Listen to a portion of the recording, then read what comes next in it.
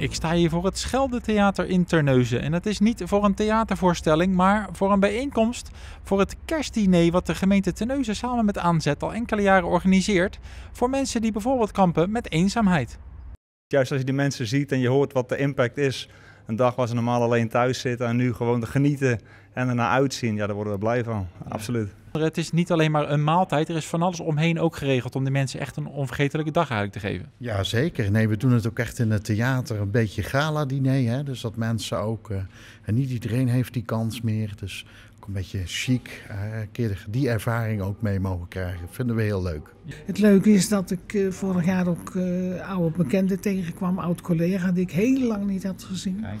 En best hele leuke ontmoetingen. Ja, dus daar is natuurlijk zo belangrijk dat dit soort dingen worden georganiseerd. Ja, dat is super gewoon.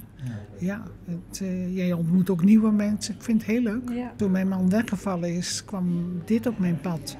En dan doe ik 1 kerstdagen met de kinderen en andere kerstdagen willen de kinderen hun eigen ding kunnen doen. Ja. En ik ga naar hier. Was bij mij ook zo. En het eerste jaar heb ik gewoon helemaal niks kunnen doen. En dan ben ik langzaam maar zeker dan wat verder dingen gaan doen naar de gym en eens een bingootje meedoen. En dan was ik aan het verhuizen naar hier en ik kwam vaak bij het leden, zelfs met spullen.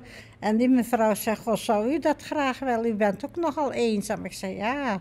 En dan ben ik via haar hier dan de eerste keer terechtgekomen. En ik vond het gelijk een warm bad. De laatste keer zat ik er ook bij en heb ik gewoon de dagen na het kerstdiner nog hele app-conversaties gehad met mensen die appen van wat was het een mooi kerstfeest, wat voelde ik me gezegend, wat was het mooi.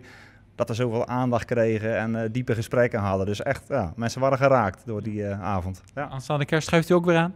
Ik schuif eraan samen met mijn vrouw, yes. Ja. Laszlo, jij ook? Ik ook, zeker. Het hele gezin. Dus we gaan ook lekker aan tafel zitten. En ik zal zelf wel dan de bediening doen. Dus ik heb er zin in, absoluut.